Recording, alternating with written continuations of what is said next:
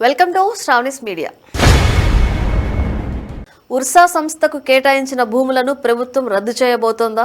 Ursa కంపెనీకి మంత్రివర్గం ఆమోదించిన భూములను రద్దు చేసి ఆ భూములను మరో కంపెనీకి కేటాయించే అవకాశాలు ఉన్నాయని విశ్వసనీయ వర్గాల సమాచారం. మరో విషయం ఏమిటంటే, మంత్రివర్గం ఆమోదించిన భూములపై ఇంతవరకు ఎలాంటి ఉత్తర్వులను ఐటీ శాఖ జారీ చేయలేదన్నది వాస్తవం. ఇంతవరకు అలాంటి ఉత్తర్వులు విడుదల కాకపోవటమే అందుకు నిదర్శనం. ఉత్తర్వులు విడుదల చేయాలంటే కోర్టులు బ్యాంకు గ్యారంటీని తప్పకుండా చూపించాలని, అది కూడా మాటలతో కాకుండా ఆధారాలతో అని సంబంధిత ఐటీ శాఖ అధికారులు పట్టుపట్టడంతో సంబంధిత కంపెనీ వర్గాలు ఇచ్చిన హామీలలో ఏ ఒక్కటి పాటించకపోవడంతో మంత్రివర్గం ఆమోదం పొందిన భూములపై అధికారులు ఇప్పటి వరకు ఉత్తర్వులు జారీ చేయకపోవటానికి కారణం అని స్పష్టమవుతోంది.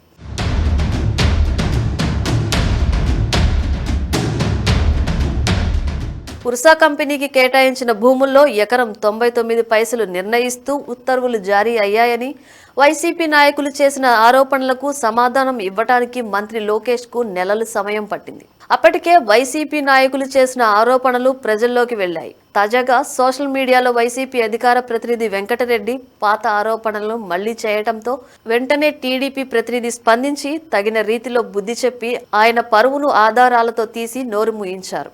ఆదిలోనే ఈ పని చేస్తే వైసీపీ నాయకుల నోళ్లకు తాళాలు పడేవి కదా.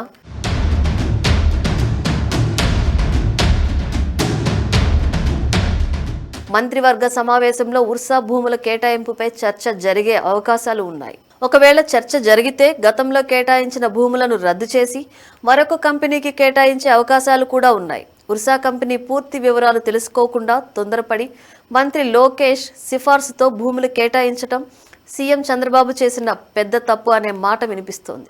ఆ తప్పును చంద్రబాబు సరిచేయబోతున్నారు. Ursa company Vijayawada TDP MP Kesineni Chinni benami company అని వైసీపీ నాయకులు చేసిన విమర్శలు, ఆరోపణలు ప్రజల్లోకి వెళ్లాయి.